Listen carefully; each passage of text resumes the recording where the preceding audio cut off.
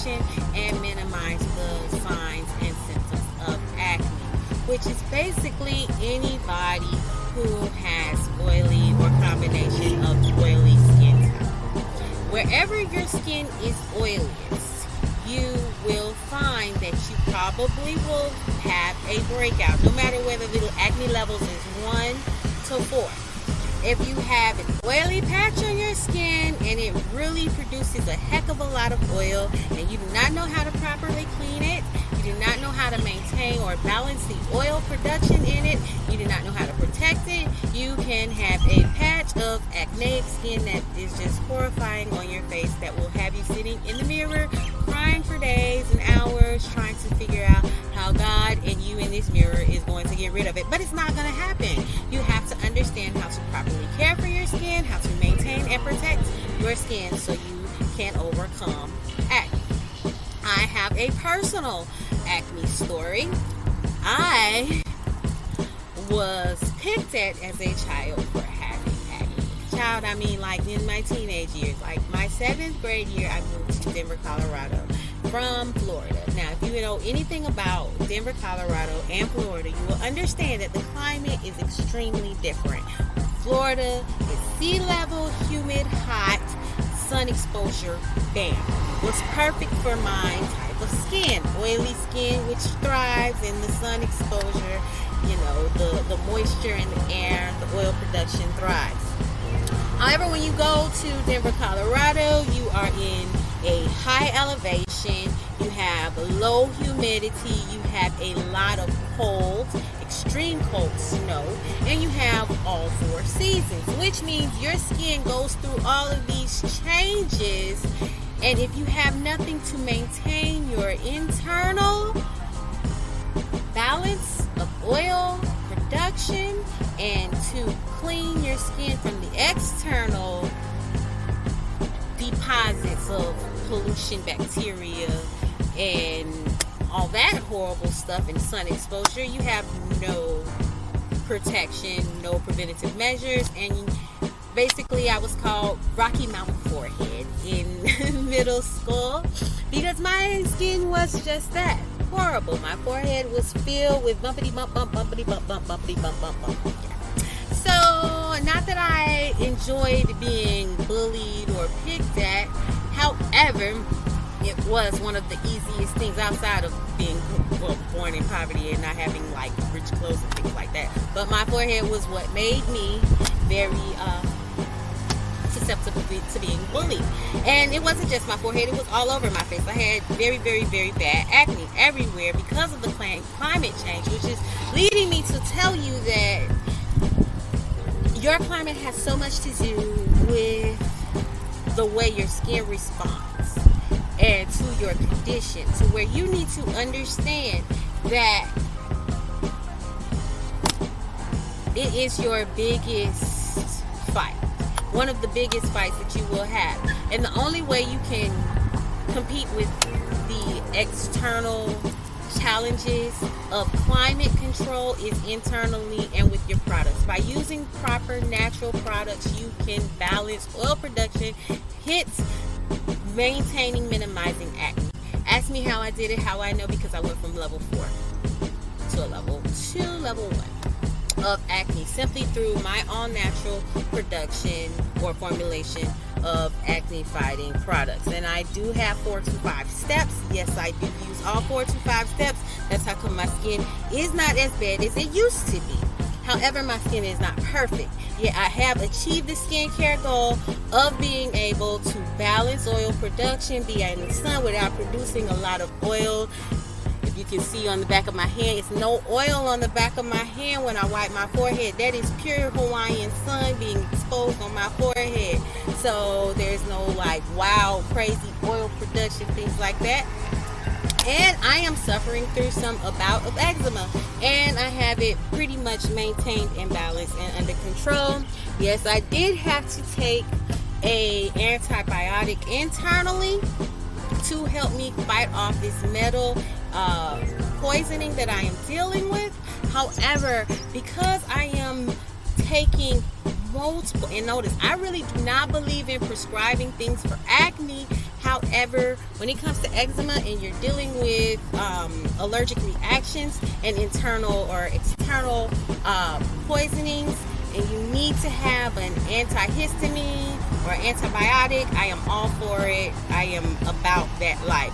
Get as much help as you can, because all natural products are great, but they don't help heal everything, especially internally. Now, taking herbs and vitamins and supplements help. However, the antihistamine, the antibiotic, really does play its part. So please remember that. Let me get back to acne, okay? Because a lot of people take medications for acne. Retin A. Vitamin A is a widely used acne medically used prescribed drug or vitamin, which has turned into a prescription. So a lot of people is like, oh, well, a lot of medicines that's not natural, it's not a natural chemical, it's all chemical derived. Da, da, da, da. Let me explain. Vitamin A is one of the strongest vitamins for your skin. Now, I have a small line of vitamins in my head that are pro skin, ADEK and what is it? ADEK and F, folic acid, and G. So these are vitamins that are active in helping maintain healthy skins. So pretty much those things work together. However, when they have taken the vitamin A and they have included strands of anti-inflammatories and medicines that are supposed to help balance oil production or reduce basic symptoms, because what they did was take vitamin A and put it with a lot of stuff that will help minimize the symptoms and put it in a pill, and then in a pill that you take, or a cream, or whatever it is, or however they induce it, that they give you, and that's how you have creams, you have pills, you have ointments and oils, whatever. However they give it to you for your choice of your skincare with your dermatologist or your doctor, that's how they prescribe it, whether it be injected or whatever, with treatments and the way you handle it, that is on you. So, up to you and your doctor. They prescribe this stuff to you, and it's specifically supposed to work. However, if you stay in a place like Florida or Hawaii or any place that may be in direct exposure of the sun, when I want to talk about closer to the equator type of areas, you need to be careful when you're taking these vitamin A drugs or retin A drugs. I'm not telling you not to. I'm going to specifically tell you why you need to be careful, and always keep you a bottle of SPF. I would say 30 to 50 handy. Why? When you use vitamin A, it is at that concentration. It is a highly exfoliating drug, which means it thins out your skin from inside, which means it will make your skin thin and susceptible to sun damage. Okay? Now, if you looked at the second video that I created, the video goes into detail about hypo and hyperpigmentation and how sun exposure can cause the darkening of scars and basically lightening of the skin. So, how about this? Just say you're taking your retin A on a regular basis, and you go outside, and all day you have been in the sun, and that vitamin A has been working in your skin, and so you have had the sun baking your skin, and the vitamin A or retin A treatment working to thin out your skin, which is basically you're treating your skin like a freaking meatloaf. That's just how I feel it. You're thinning out your skin and you're baking it. You're gonna cause aging issues, pretty much, and you're gonna cause burning issues. So if you're taking these things, always wear a sun hat, wear some sunscreen, wear lots of it, reapply daily. A couple of hours every day. Make sure that you're protected protecting yourself, even wearing the little driving Miss Daisy scarves under the sunscreen, whatever it is you need to do while you're taking your retin-A treatments, protect your skin from the sun. And I don't mean just your face, I mean your entire body, because it's happening to your entire body. And what most people fail to realize is they need to protect their scalps, their feet, and their hands. That's the truth, because sun damage happens and your décolleté too. Sun damage happens to the entire body.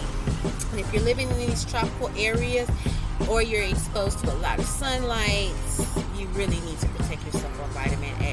On these retin-A treatments, Accutane treatments, any kind of prescribed medical treatments for acne. It is very, very, very pivotal, because you can go and not only burn and scar and age your skin, you can literally ruin the production of the cells and the cell turnover rate, and you don't want that. And a lot of times people get dry patches in their skin from the medication. You have to understand the proper way to fight acne is balancing oil. And if you start to get dry patches from an oily skin problem, you're having issues. A common skin condition, and one that is caused often within acneic skin, no matter what kind of skin, beyond sensitivity, because acneic skin usually have some type of sensitivity accompanying it. Dehydration. Dehydration is a huge skin problem. However, it is often confused with dry skin. Someone will say, "Oh my gosh, I have dry skin. It's so patchy, you see?"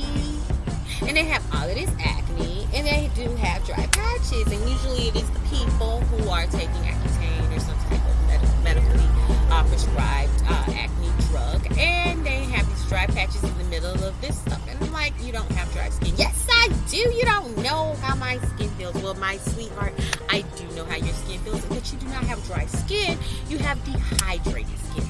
Dehydrated skin is the lack of moisture found within the skin. Now, the great creator has made us with a lot of defenses. And I told you in an earlier video, our skin is a huge part of our lymphatic or our immune system, and it helps detoxify by purging out the impurities through our pores, through glands, and just getting rid of things, okay? Through sweat and through the oil, all right? Once a person has messed up with their moisture factor of their skin, now the creator has given us another defense in our skin, which is a moisture factor, okay? It is a barrier of protection that will keep the moisture inside your skin, that keeps the oil and the water nicely congealed into the skin, that makes it nice and supple and youthful and radiant and all that wonderful stuff, right? So you understand, if you screw with your moisture barrier, your natural moisture barrier factor of the skin, which is what happens in the medication factor, because the medication thins out the skin, and the thinner the skin, the less the moisture, the less the oil production. Yes, then you get the dry spots. Those are not dry skin spots, they are patches of dehydration, and that is how that happens. Patches of dehydration simply pop up when there is no moisture in the skin, and it usually happens from internally being dehydrated, of course, externally being too hot or too cold, internally taking medications. And it's not just medications of acne. You can take blood pressure medications that can thin out your skin. You can take mental medications that can dehydrate your skin or thin out your skin. You can take cholesterol medication, any type of medication you can. They would suggest that you stay out of the sunlight. It is because it has a factor to thin out your skin and cause your skin to lose moisture, to lose the density, and become sun damaged and aged. So we do need to remember that. Now, I'm going through all of this because these are the things that are associated with people who take medications and acne to treat that.